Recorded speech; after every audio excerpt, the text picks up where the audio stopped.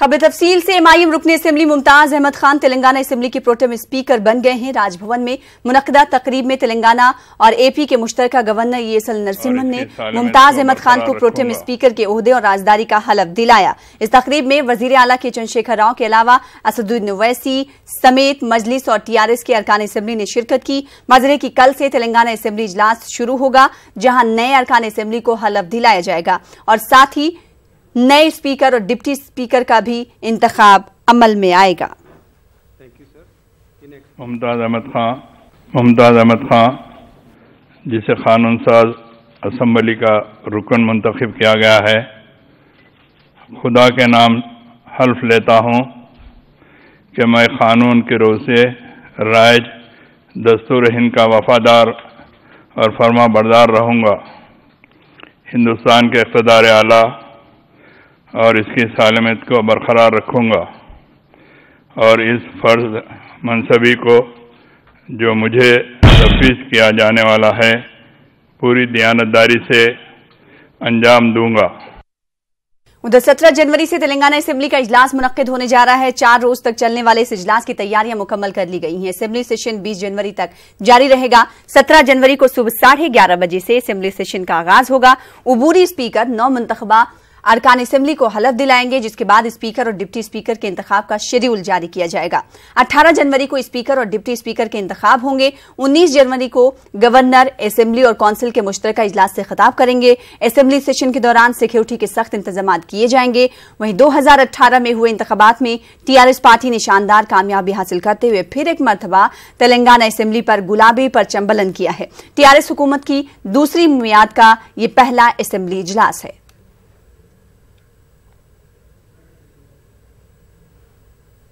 मुल्क में federal front के कयाम के लिए टीआरएस सरबराह केसीआर अपनी कोशिशों में लगे हुए हैं। टीआरएस के कारगुजार सदर केटीआर ने आज हैदराबाद में वाक़ जगन मोहन रेड्डी की रिहाइशगाह पहुंचकर जगन मोहन रेड्डी से मुलाकात की। इस दौरान केटीआर ने जगन मोहन रेड्डी को फेडरल फ्रंट में शामिल होने की दावत भी दी। मुलाकात के लिए पहले ही से वक्त मुकर्रर किया गया था, जिसके पेश नजर आज जगन मोहन रेड्डी की कयामगाह पर केटीआर और उनके वफ्द के लिए जुहराने का भी एहतमाम किया गया था।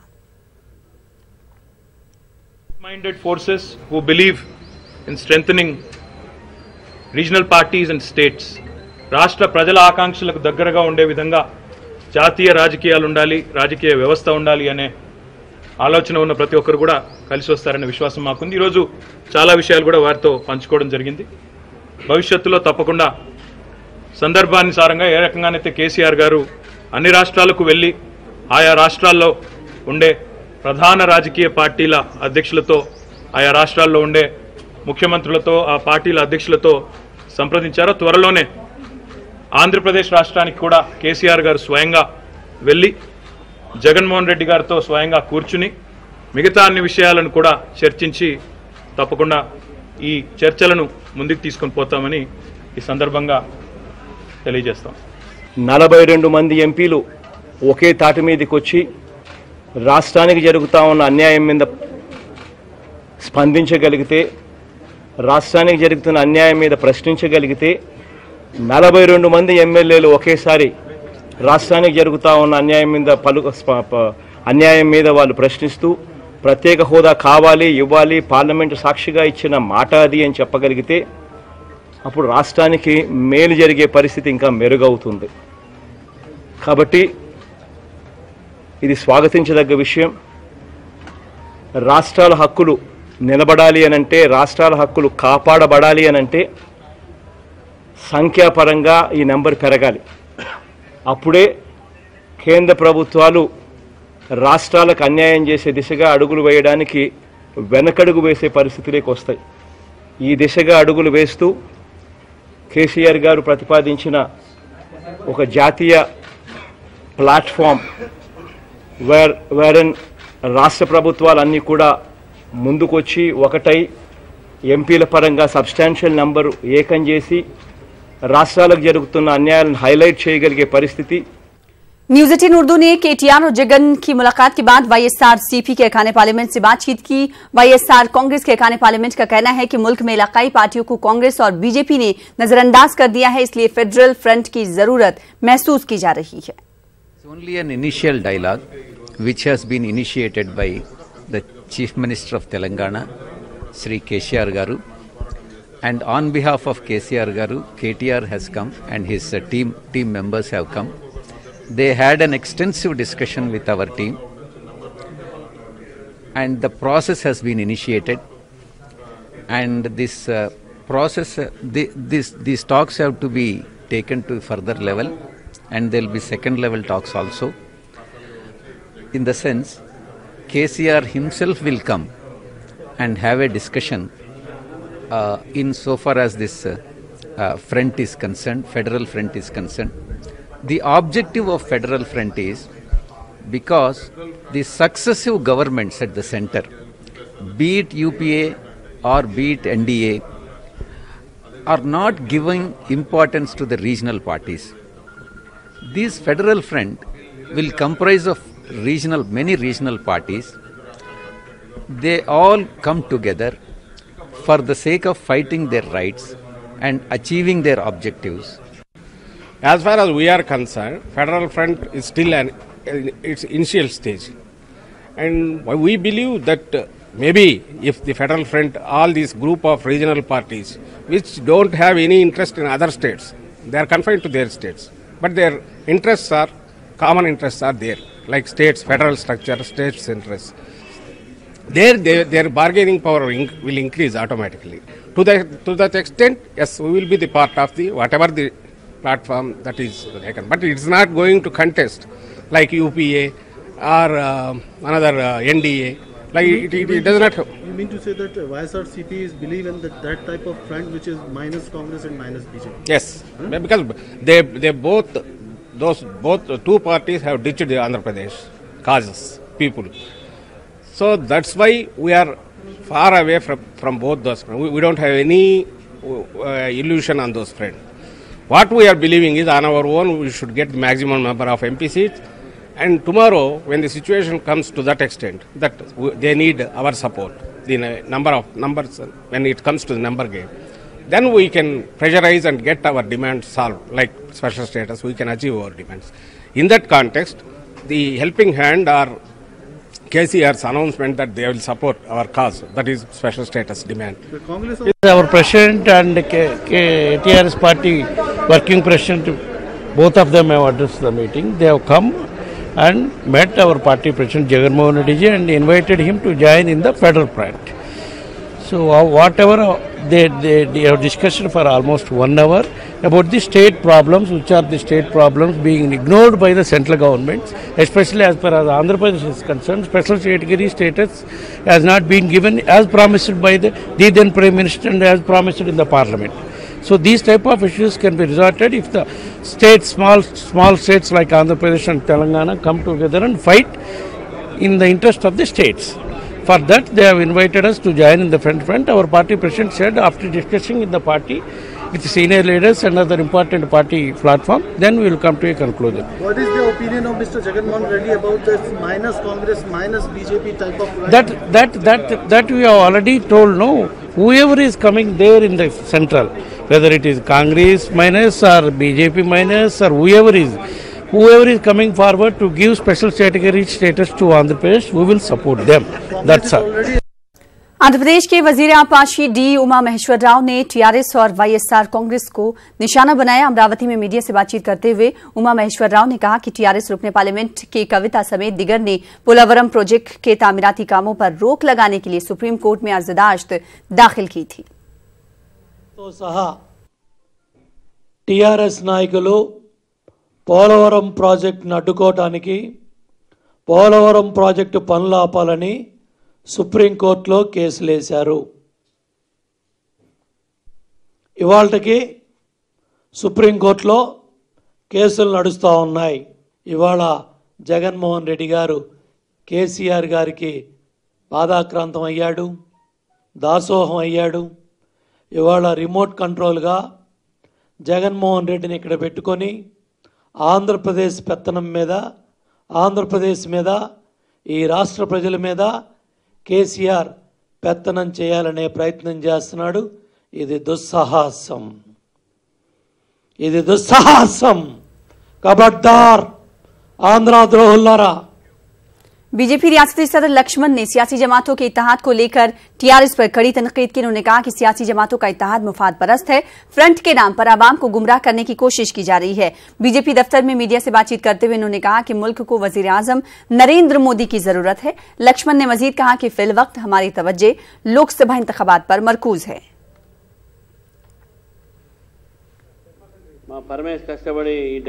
वही बोलना, सब परिवारवाद पार्टी है भाई, चाहे केटीआर हो चाहे ओवैसी हो, कहाँ है ये सब परिवारवाद? सर क्यों मार ले रहे? सही बोल रहे भाई।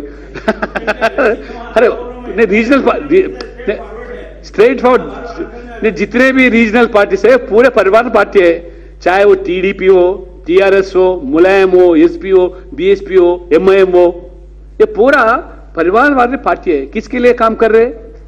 अपने परिवार के लिए काम कर रहे।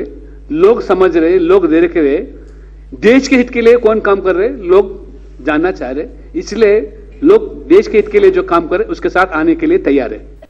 आगे बढ़ेंगे। सिकंदराबाद के गांधी हॉस्पिटल में मरीजों और उनके रिश्तेदारों को मुश्किलात का सामना है। इलाज के लिए दूर दराज इलाकों से आने वाले मरीजों के साथ इनके रिश्तेदारों को ना तो रहने के लिए जगह है और ना ही पानी की सहूलत है। रात के औकात में सोने के लिए कुछ इंतजाम भी नहीं है, जिसके सबब मरीजों के रिश्तेदार खुले आसमान के नीचे सोने पर मजबूर हैं। मरीजों और उनके रिश्तेदारों ने बुनियादी सहूलियात की फराहमी का हुकूमत से मुतालबा किया है। गांधी हॉस्पिटल को हम लोग आए, महबूब नगर से आए। पेशेंट करने जगह नहीं रहने से हम लोग आके यहाँ बाहर मैदान में सो गए। बहुत तकलीफ है यहाँ, हम लोग बाहर आके सो रही हैं, जाड़े का के पड़ रही हैं और बोलते सो पानी की तकलीफ है यहाँ। पब्लिक पूरी आके जाड़े को बेसहारा सो जा रही है, यहाँ बहुत टाइट है मामला। हैदराबाद पुराने शहर में एक शख्स के कत्ल का वाकया पेश आया है। चारमीनार इलाके में वाक़ एक पुरानी मंदिर में नामालूम अफराद ने एक शख्स का कत्ल कर दिया। घासी बाजार इलाके से ताल्लुक रखने वाले रवि और उनके 2 दिगर साथियों ने मंदिर में शराब नोशी की। 2 दोस्तों पर कत्ल का शुबा जाहिर करते हुए पुलिस ने तहकीकात का आगाज कर दिया है। साउथ जोन डीसीपी और दिगर आलाहुदेदारों ने मकाम हादसा पहुंचकर क्लोजर टीम और डॉग स्क्वाड की मदद से तहकीकात शुरू कर दी है।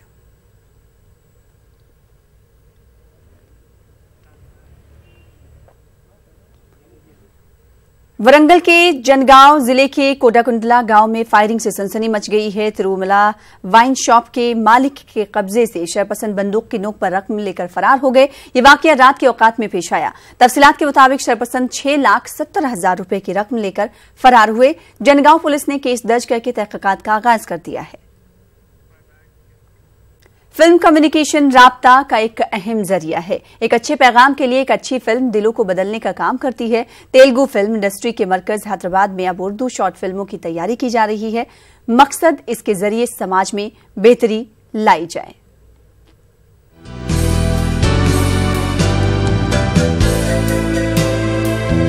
हैदराबाद के एक छोटे से रेस्टोरेंट में चंद नौजवान एक शॉर्ट फिल्म की तैयारी में मसरूफ हैं। जमाते इस्लामी हिंद मीडिया प्रोडक्शन महाराष्ट्र के लिए बनाई जाने वाली इस शॉर्ट फिल्म का मौजू है कौमी यकजहती।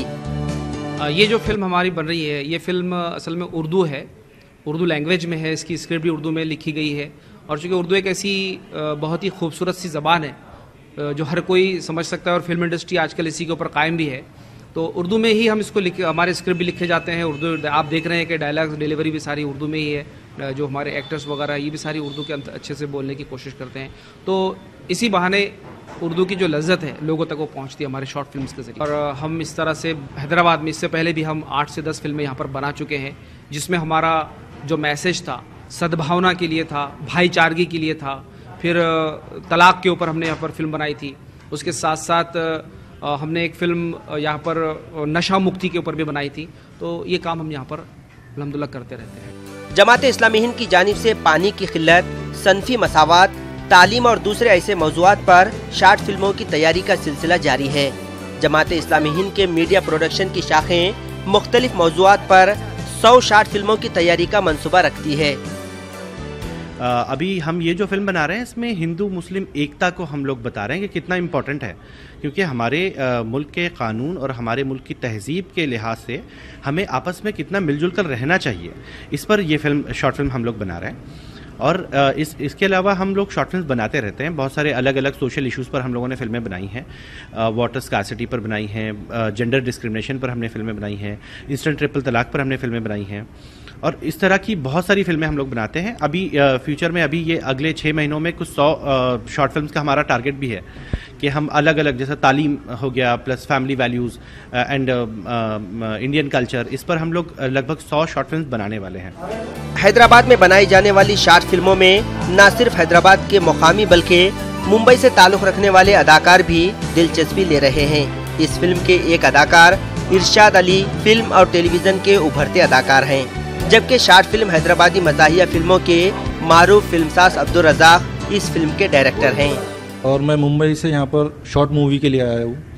जैसे कि हम लोग JIH में काम करते हैं, जमात इस्लामिक हिंद, और ये बहुत अच्छा एक्सपीरियंस है। असल में इस मूवी का जो मकसद है कि हम लोगों में आज जो गलत फहमियाँ फैलाई जा रही है, नफ़रत फैलाई जा रही है धर्म के नाम पे, क्या इससे हमें प्रॉब्लम है, उससे हमें प्रॉब्लम है, जबकि हम सब हिंदुस्तानी हैं। कोई छोटी बड़ी मायने नहीं रखती, मायने ये रखता है कि हमने किस किरदार को निभाया है इस मूवी में और हम किस सोशल कॉज से मूवी कर रहे हैं। हमारा यही मकसद है कि हर जगह प्यार बटे, हम सब हिंदुस्तानी मिलजुल के साथ में रहें और एक दूसरे से मोहब्बत करें। यही इस मूवी का भी पैगाम है और हम लोग भी यही चाहते हैं। कोई सोशल इशू बनाते हैं, मैसेज हम सोशल इश्यूज़ पे, तो उसको इग्नोर करते हैं, उतना एक्सेप्ट नहीं करते। तो पता नहीं ये प्रॉब्लम किसकी है। क्या फिर ये हमारे समाज का ऐसा एक हाल हो चुका है कि भाई हम सिर्फ कॉमेडी ही देखना चाहते हैं, या फिर समाज में इतनी सारी मतलब परेशानियाँ हैं कि फिर लोगों को सिर्फ कॉमेडी ही चाहिए। तो देखते हैं, पता नहीं क्या होगा। अभी हम मैसेज तो देने की कोशिश कर रहे हैं, उम्मीद करते हैं कि सबको पसंद आएगी और इंशाल्लाह हम ऐसे ही काम करते रहेंगे और सोसाइटी में, समाज में एक शांति अमन रखने की एफर्ट तो उतनी ही लगती है जितनी हर जगह लगती है, जितनी बड़ी फिल्म में लगती है। बट इतना ये होता है कि शॉर्ट है, मतलब कम, इसका ड्यूरेशन कम है, लगभग ये होगी मेरे ख्याल से 2 से 2.5 मिनट की। बट मेहनत उतनी ही होती है जितनी बड़ी फिल्म को आपको करनी पड़ती है। जैसा कि आप देख रहे हैं, कैमरा है, लाइट्स है, सेट है, एक एक चीज़ को हटाना पड़ता है, फिर उसको चीज़ को देखना पड़ता है। मेहनत उतनी ही है, सिर्फ ड्यूरेशन छोटा है। मुल्क के दूसरे हिस्सों से आकर हैदराबाद में उर्दू की शॉर्ट फिल्मों की तैयारी करने वालों का मानना है कि इस शहर की तहजीब और फिल्मी कल्चर दोनों ही उर्दू में शॉर्ट फिल्मों की तैयारी के लिए आइडियल हैं। न्यूज़ 18 उर्दू के लिए हैदराबाद से अनीसुर रहमान की रिपोर्ट। आंध्र प्रदेश के वजीर आपाशी उमा महेश्वर राव ने फेडरल फ्रंट को मोदी फ्रंट करार दिया। अमरावती में मीडिया से बातचीत करते हुए उमा महेश्वर राव ने कहा कि चंद्रबाबू नायडू को शिकस्त देने के लिए सीनियर मोदी और छोटे मोदी यानी KCR मुत्तहिद होकर जगन का इस्तेमाल कर रहे हैं।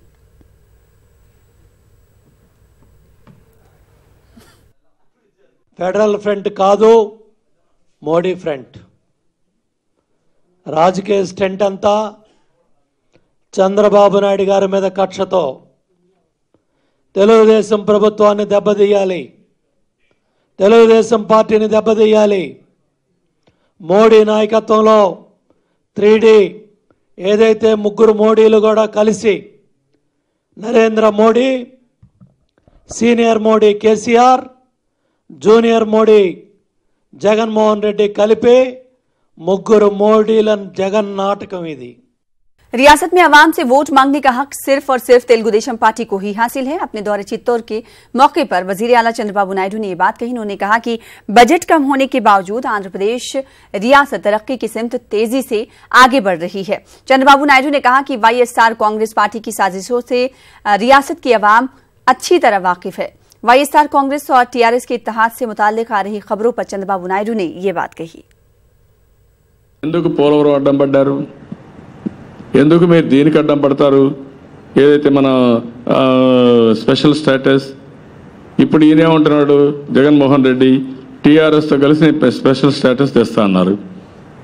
TRS మీరు ప్లస్ మోడీ ఒకటే కదా, తెచ్చేయండి. ఎందుకు అనౌన్స్ చేయించరు? ఇచ్చే డబ్బులు ఇవ్వలేదు, దానికి సమాధానం చెప్పండి. నేను అందుకే చాలా స్పష్టంగా ఉన్నా, మనం ఇక్కడ కష్టపడి పని చేసుకుంటే అడ్డంకులు సృష్టించడానికి వీళ్ళు సిద్ధమవుతున్నారు కేంద్రాన్ని అడ్డం పెట్టుకొని. ఈ కేంద్రం పోతే తప్ప, నరేంద్ర మోడీ పోతే తప్ప మనకు న్యాయం జరగదు. మన రాష్ట్రానికి న్యాయం జరగాలంటే ఇది తీరాలి. ఈ రాజకీయాలు, చిల్లర రాజకీయాలు కూడా పోవాల్సిన అవసరం ఉంది। तेलंगाना में तेलुगु देशम का जो हाल हुआ है वही हाल आंध्र प्रदेश में भी होगा। अपने दौरे मशरकी गोदावरी के मौके पर तेलंगाना के साबिक वजीर टी श्रीनिवास यादव ने ये बात कही। यादव बिरादरी को एक प्लेटफॉर्म पर लाने के लिए श्रीनिवास यादव आंध्र प्रदेश के दौरे पर हैं। इन्होंने कहा कि चंद्रबाबू नायडू तेलुगु देशम पार्टी के मकसद को भूल गए हैं। 2019 इंतखाबात में चंद्रबाबू नायडू को रिटर्न गिफ्ट जरूर मिलेगा।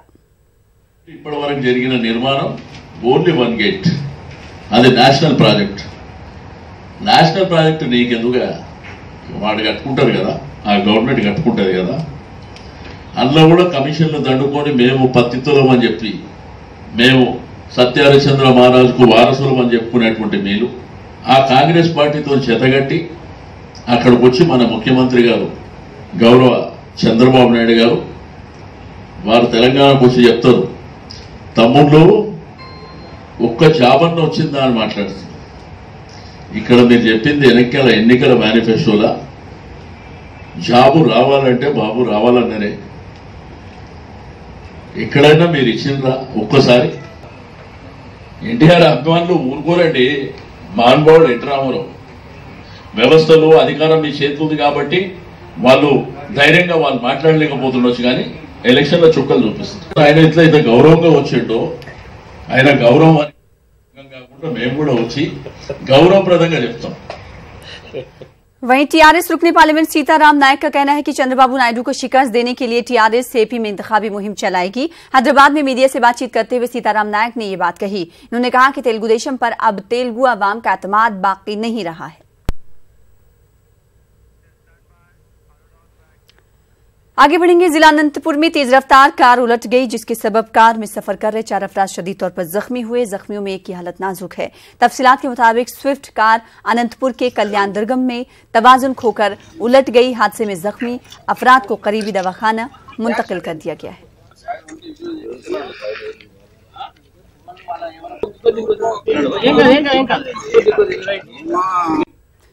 कर्नूल के गवर्नमेंट अकलेती जूनियर कॉलेज में इत्तेहाद ट्रेनिंग सेंटर की जानिब से मुस्लिम अकलेती तलबा में स्किल डेवलपमेंट ट्रेनिंग प्रोग्राम मुनक्किद किया गया। इस प्रोग्राम में मेडिकल, मोबाइल फोन टेक्नोलॉजी के अलावा दिगर फन्नी कोर्सेज की तरबियत दी गई। इस मौके पर इत्तेहाद ट्रेनिंग मरकज के जिम्मेदार मोहम्मद शाह फैसल ने बताया कि स्क्रीनिंग के तहत हुकूमत का मकसद मुस्लिम अकलेती नौजवानों को खुद कफील बनाना है और 10वीं जमात, इंटरमीडिएट के अलावा डिग्री कामयाब शुदा नौजवानों को तरबियत देकर रोजगार से जोड़ा जाएगा। इंटरेस्टेड हैं इसमें प्रोग्राम के में, आप जल्द से जल्द 16 तारीख तक एप्लीकेशंस लाके आप माइनॉरिटी कॉलेज में सबमिट करिए। इंशाल्लाह 17 तारीख से क्लासेस स्टार्ट हो जाएंगे। इंशाल्लाह 3 मंथ्स के क्लासेस रहेंगे और इसमें आपको जो है 3000 पे स्टाइफंड भी मिलेगा। ट्रेनिंग के बाद आपको सर्टिफिकेशन होने के बाद ट्रेनिंग सर्टिफिकेट दिया जाएगा और इसके साथ साथ फर्दर जो प्रोग्राम्स है उसमें प्लेसमेंट के लिए भी सपोर्ट की जाएगी। तो अभी जो अवेलेबल है, जो माइनॉरिटी कॉलेज में जो स्टार्ट हो रहे हैं, उसमें जनरल ड्यूटी असिस्टेंट मेडिकल का कोर्स है। इस वक्त बड़ी खबर आ रही, महमूद मदनी ने इस्तीफा दे दिया है। महमूद मदनी ने जमीयत उलमा हिंद के ओहदे से इस्तीफा दिया है। जमीयत उलमा हिंद के जनरल सेक्रेटरी के ओहदे पर फायज थे और अब महमूद मदनी ने इस्तीफा दे दिया है। हालांकि इस्तीफे की वजूहात का अभी तक पता नहीं चल पाया है कि किन वजूहात की बिना पर जमीयत उलमा हिंद के जनरल सेक्रेटरी रहे महमूद मदनी का ये इस्तीफा सामने आया है। अगर जमीयत उलमा हिंद की बात करेंगे तो इस तंजीम से काफी वक्त से वाबस्ता रहे और काफी सरगर्म रहे इस तंजीम में और कई सरकर्दा काम भी इन्होंने किए ओहदे पर रहते हुए। अब महमूद मदनी ने जमीयत उलमा हिंद के ओहदे से इस्तीफा दे दिया है। आपको बता दें कि जमीयत उलमा हिंद के जनरल सेक्रेटरी के ओहदे पर फायज थे और अब महमूद मदनी ने इस्तीफा दे दिया। हालांकि इस्तीफे की वजूहात का पता अभी तक नहीं चल पाया है कि किन वजूहात की बिना पर महमूद मदनी का ये इस्तीफा सामने आया है। इस वक्त की बड़ी खबर, महमूद मदनी ने इस्तीफा दे दिया है।